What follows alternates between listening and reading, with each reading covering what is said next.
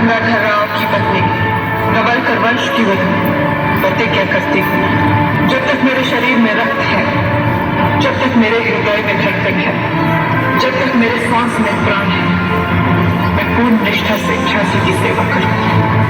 नहीं झुकने दूंगी झांसी का स्वाभिमान, नहीं झुकने दूंगी मातृभूमि का मस्तक।